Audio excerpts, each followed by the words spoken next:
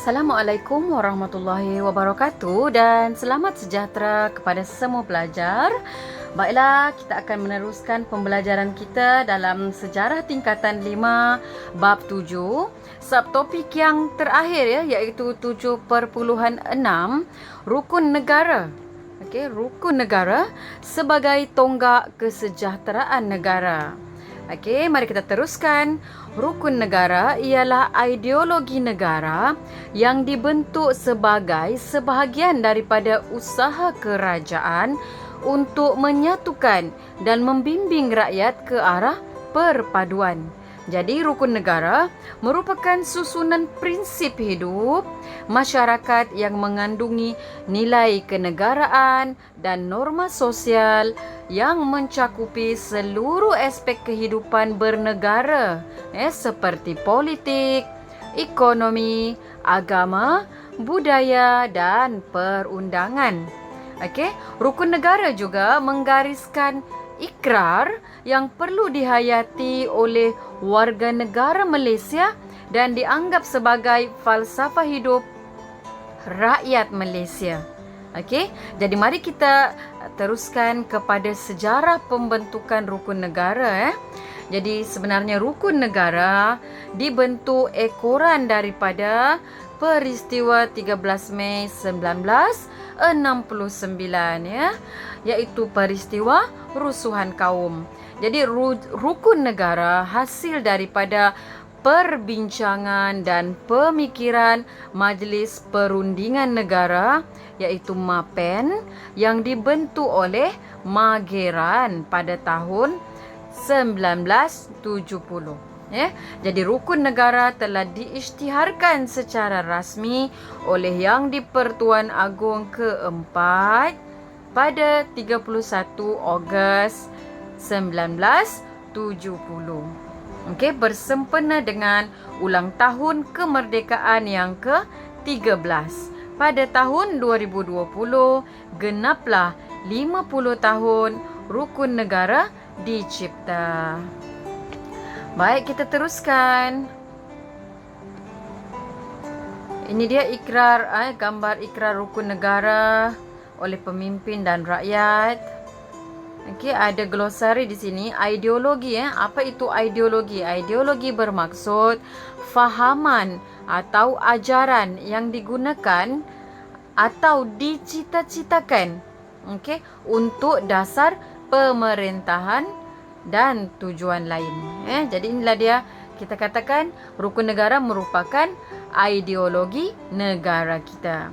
Baik, ada lagi informasi berkaitan dengan Majlis Perundingan Negara, iaitu MAPEN, dan dianggotai oleh wakil daripada Mageran, kerajaan negeri, ada parti politik, wakil dari Sabah Sarawak juga, dan kemudian ada juga kumpulan agama, badan profesional, perkhidmatan awam, kesatuan sekerja dan majikan, akbar, guru-guru dan beberapa kumpulan minoriti.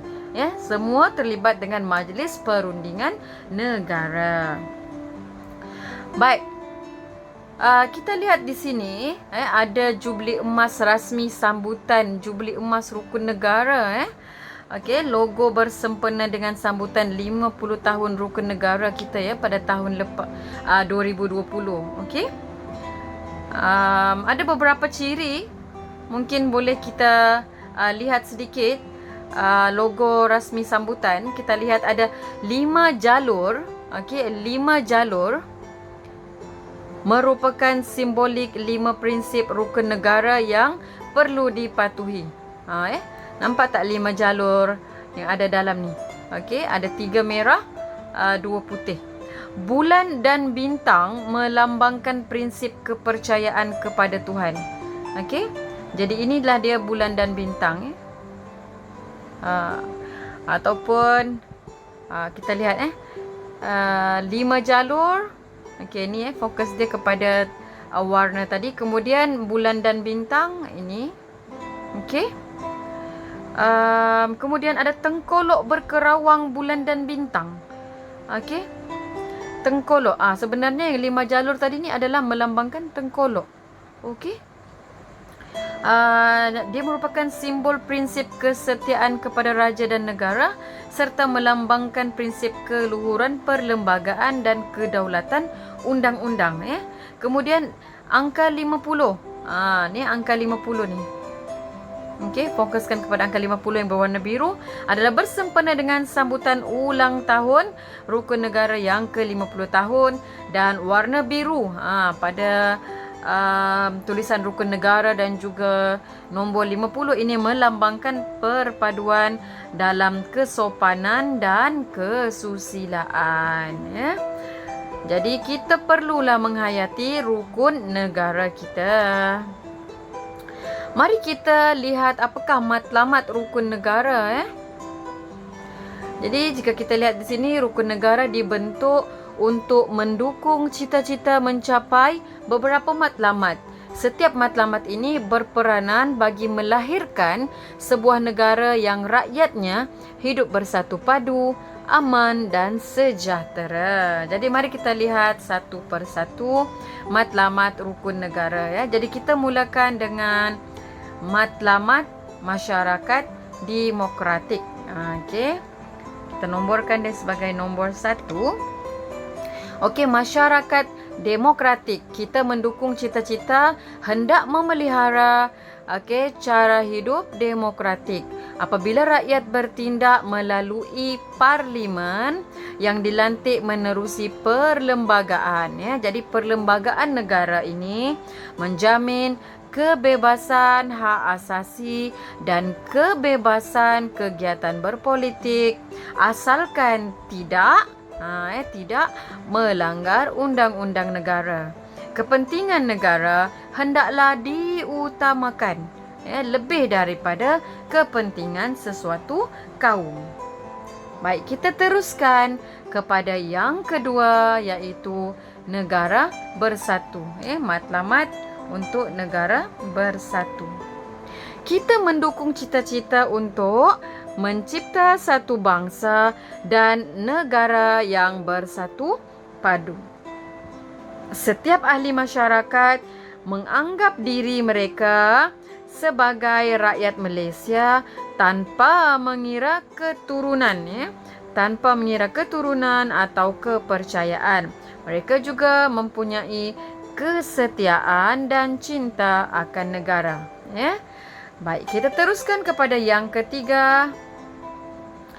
Masyarakat. Masyarakat adil. Jadi melalui rukun negara kita bermatlamat untuk mendukung cita-cita mencipta satu masyarakat yang adil.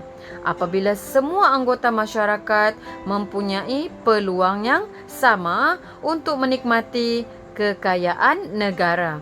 Jadi masyarakat yang adil akan wujud apabila pihak yang lemah dan berkurangan ataupun kekurangan dibantu supaya mereka mempunyai peluang yang sama untuk bersaing dan bebas daripada penindasan. Seterusnya, apakah matlamat rukun negara? Ialah masyarakat yang progresif. Sebagai nombor 4. Ini matlamat yang keempat. Masyarakat yang progresif, di mana kita mendukung cita-cita hendak menegakkan satu masyarakat yang progresif mengikut kemajuan sains dan teknologi, di samping mengamalkan nilai-nilai ketuhanan. Masyarakat progresif adalah satu masyarakat yang bergerak maju sejajar dengan perubahan dan kemajuan pada masa kini. Dan yang kelima, masyarakat liberal. Kita mendukung cita-cita hendak memelihara wujudnya satu masyarakat liberal. Memelihara wujudnya satu masyarakat yang liberal. Ahli masyarakat bebas mengamalkan agama, adat resam serta kebudayaan masing-masing sesuai dengan kepentingan perpaduan negara.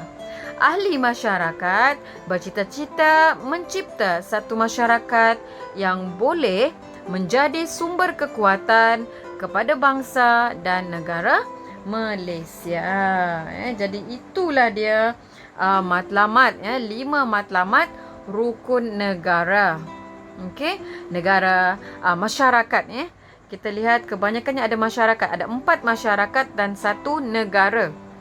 Jadi masyarakat yang demokratik, masyarakat liberal, masyarakat progresif, masyarakat adil. Dan satu lagi ialah negara bersatu. Jadi ada soalan kebat di bawah ini. Okey, cuba lihat bagaimanakah matlamat mewujudkan kesejahteraan negara dapat dilaksanakan dengan berkesan. Jadi mungkin pelajar boleh menjawab melalui rukun negara. Jadi pelajar boleh meletakkan semua matlamat-matlamat rukun negara dalam menjawab soalan ini. Baik, kita teruskan kepada prinsip-prinsip rukun negara. Jadi kita akan menyentuh setiap satu. Rukun negara mempunyai 5 prinsip yang perlu dihayati oleh rakyat Malaysia. Baik, kita mulakan yang pertama, prinsip kepercayaan kepada Tuhan. Jadi prinsip ini menunjukkan bahawa agama menjadi panduan hidup untuk membentuk kepribadian yang baik dan landasan dalam membina keharmonian kaum. Okey, Perlembagaan Malaysia menetapkan bahawa Islam adalah agama rasmi persekutuan. Agama dan kepercayaan lain boleh diamalkan dengan aman dan tenteram. Jadi kita perlu saling memahami dan menghormati serta bertoleransi dalam aspek keagamaan. Kita teruskan kepada yang kedua, iaitu kesetiaan kepada raja dan negara. Jadi prinsip ini menjelaskan bahawa negara kita mengamalkan sistem pemerintahan raja berperlembagaan. Jadi di mana raja merupakan simbol penyatuan dan perpaduan rakyat berbilang kaum. Pengamalan prinsip ini dapat melahirkan rakyat yang menghormati simbol kedaulatan negara, mematuhi undang-undang, berusaha untuk meningkatkan imej negara dan berani mempertahankan kedaulatan negara serta mempunyai ciri patriotisme yang teguh. Okey. Seterusnya kita pergi kepada yang ketiga, iaitu keluhuran perlembagaan.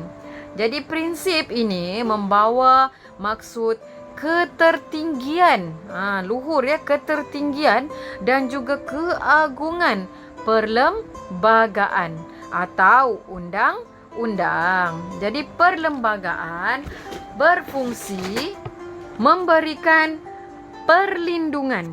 Apa fungsi perlembagaan? Memberikan perlindungan dan hak kepada setiap anggota masyarakat dalam negara. Prinsip ini menekankan supaya rakyat dapat menerima, mematuhi dan mempertahankan kemuliaan perlembagaan. Jadi keluhuran perlembagaan ialah ketinggian undang-undang. Yang keempat, kedaulatan undang-undang. Okey. Prinsip ini menuntut setiap rakyat menghormati undang-undang, tidak melakukan kesalahan, di sisi undang-undang, dan berusaha, untuk menyokong penguatkuasaannya. Rakyat perlu bertanggungjawab, mempertahankan dan memelihara kedaulatan undang-undang daripada dicabar oleh mana-mana pihak demi mengekalkan kehidupan yang aman dan harmoni. Okey. Dan yang kelima ialah kesopanan dan kesusilaan. Okey, kesopanan dan kesusilaan, ya, di mana prinsip ini untuk memastikan bahawa setiap rakyat perlu sentiasa bersopan santun, hormat menghormati dan berakhlak mulia. Kesopanan dan kesusilaan dapat menjamin hubungan baik sesama kaum agar terus kekal terpelihara, ya. Prinsip ini menjadi garis panduan yang perlu dijadikan amalan dan disemai dalam diri setiap rakyat Malaysia. Jadi penghayatan nilai murni akan melahirkan suasana yang harmoni dan saling bertolak ansur. Okey, jadi itulah dia huraian-huraian kepada prinsip rukun negara, ya. Jadi kita ada 5 prinsip dan mari kita lihat penutup kepada subtopik ini. Setiap rakyat Malaysia perlu, setiap rakyat Malaysia perlu menghayati sepenuhnya prinsip. Ada 5 prinsip tadi, yang terkandung dalam rukun negara. Jadi prinsip rukun negara mampu memperkukuh dan mengeratkan perpaduan antara kaum di Malaysia. Oleh itu, rukun negara sangat penting sebagai peraturan dan norma hidup bagi mewujudkan perpaduan kaum di negara ini. Okey, akhir sekali, usaha mewujudkan perpaduan memerlukan kesungguhan dan rasa tanggungjawab semua rakyat Malaysia. Jadi seiring dengan ini, usaha memantapkan perpaduan dipupuk melalui rancangan pembangunan dan kemajuan ekonomi. Usaha ini juga dilaksanakan untuk meningkatkan kemakmuran negara dan kesejahteraan rakyat. Jadi, dengan itu berakhir sudah pembelajaran kita dalam bab 7, okey, yang mana telah meliputi 6 subtopik berkaitan dengan membina kesejahteraan negara. Dan secara keseluruhan kita telah menyentuh apakah yang boleh membawa kepada perpaduan dan integrasi nasional, daripada dasar pendidikan kebangsaan, bahasa Melayu, dasar kebudayaan, sukan dan seterusnya rukun negara. Jadi cikgu harapkan semoga semua pelajar dapat menghayati rukun negara dan memupuk perpaduan serta integrasi nasional dalam kalangan pelajar, Semoga apa yang cikgu sampaikan ini bermanfaat kepada semua pelajar sama ada dalam akademik maupun dalam kehidupan sebagai rakyat Malaysia. Jadi cikgu harapkan pelajar dapat menyiapkan nota dan juga menjawab semua latihan dalam modul pembelajaran sejarah. Itu sahaja daripada cikgu. Sekian, terima kasih.